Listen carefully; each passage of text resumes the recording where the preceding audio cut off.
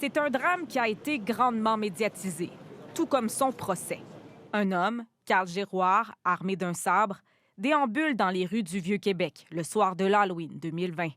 Il tue 2 personnes, Suzanne Clermont et François Duchesne, et en blesse 5 autres.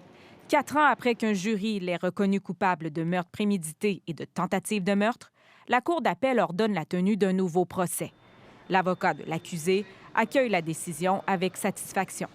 J'étais d'avis que le point principal en litige dans cette affaire-là était sérieux et c'est ce que la Cour d'appel nous confirme ce matin.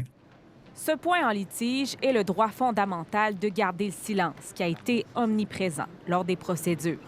Carl Giroir avait présenté une défense de troubles mentaux qui n'a finalement pas été retenue par les jurés. Lors de son interrogatoire policier, l'accusé avait gardé le silence. Selon la poursuite, cela démontrait que son état mental n'était pas altéré. La défense soutenait plutôt que ce silence appuyait sa thèse.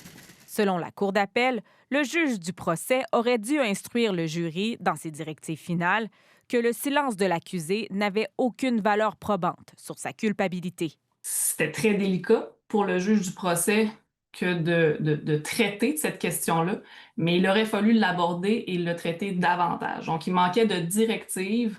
L'absence de telles directives est fatale, mentionne la Cour. Mais comment obtenir un nouveau procès juste et équitable dans une cause hautement médiatisée?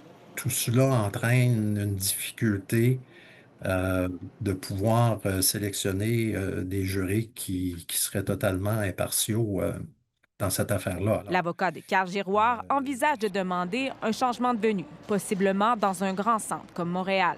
Mais normalement, un deuxième procès se tient dans la même région que le premier, selon cet avocat. Le juge devra dire aux jurés d'entrée de jeu qu'ils doivent complètement oublier ou ne pas tenir compte de ce qu'ils ont lu ou ce qu'ils ont appris par rapport au premier procès.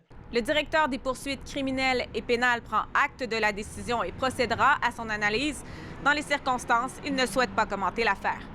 Ici Marie-Pierre Mercier, Radio-Canada, Québec.